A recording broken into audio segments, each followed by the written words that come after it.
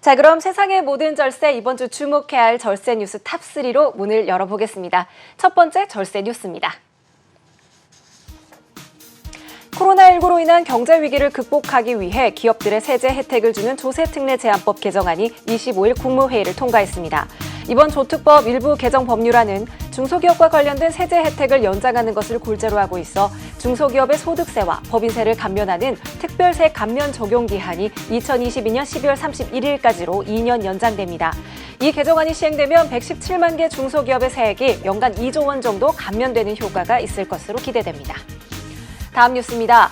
정부가 과세표준 10억 원 초과 구간을 신설해 이 구간의 소득세율을 기존 42%에서 45%로 인상하는 세법 개정안을 국무회의에서 확정했습니다. 이에 따라 종합부동산세 최고 세율도 3.2%에서 6%로 상향 조정됩니다. 정부는 이번 세제 개편으로 고소득층과 대기업에는 1조 8,700억 원의 세부 부담이 늘고 서민 중산층과 중소기업에는 세금이 1조 7,700억 원 감면될 것으로 추산했습니다. 마지막 뉴스입니다. 홍남기 경제부총리 겸 기획재정부 장관이 전국 9억 원 이상 고가주택 이상 거래 가운데 800건 이상이 법령 위반 의심 사례로 확인됐다고 밝혔습니다.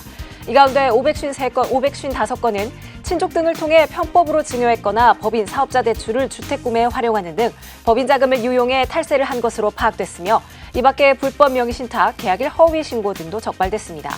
이번 실거래 조사로 일부 저축은행 등에서 대부업자를 통해 LTV 규제를 위반한 꼼수 대출 사례를 확인하고 이를 금지하기로 했습니다.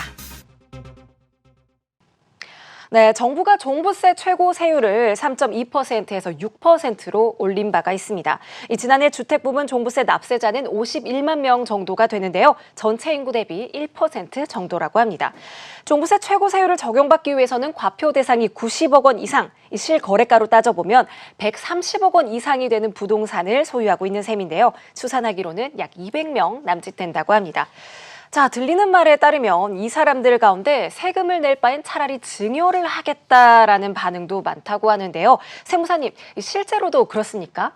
네, 아무래도 다주택자에 대해서 세금 부담을 강화시켰던 7.10 부동산 대책 이후에 다주택자들의 세금 고민이 훨씬 더 심해졌다고 볼 수 있을 것 같아요. 네. 부동산이 올라가는 추이로만 본다면은 지금 당장 팔기는 아깝고 그리고 계속 갖고 있으면 가치는 오를 것 같은데 보유하는 동안에 종부세 부담도 되고 사실 양도를 하자니 양도세도 만만치 않고요. 네. 게다가 이제 내년 같은 경우에는 아무래도 중과되는 금액이 훨씬 더 세율이 높아지다 보니까 훨씬 부담스러우실 것 같아서 차라리 양도하고 그럴 바에는 그냥 증여하는 게 낫겠다. 이런 생각들을 많이 하시고 증여에 대한 상담을 많이 하고 계세요. 네. 게다가 7월 같은 경우에는 이제 8월에 증여로 부동산을 취득했을 때 취득세율을 높이겠다 발표를 이미 한 상태였잖아요. 그래서 7월에 급격하게 증여를 부동산을 하시는 분들이 굉장히 많았는데 역대 최고로 7월에 아파트 증여가 많았다고 하고요. 전국적으로 10,000건이 넘게 아파트 증여를 했다고 합니다.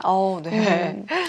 굉장히 엄청난 거래가 있었구나라고 볼 수 있을 것 같은데요. 자, 이런 흐름은 언제든지 바뀔 수가 있습니다. 저희 세상의 모든 절세에서 관련 내용 업데이트 되는 대로 전해드리도록 하겠습니다.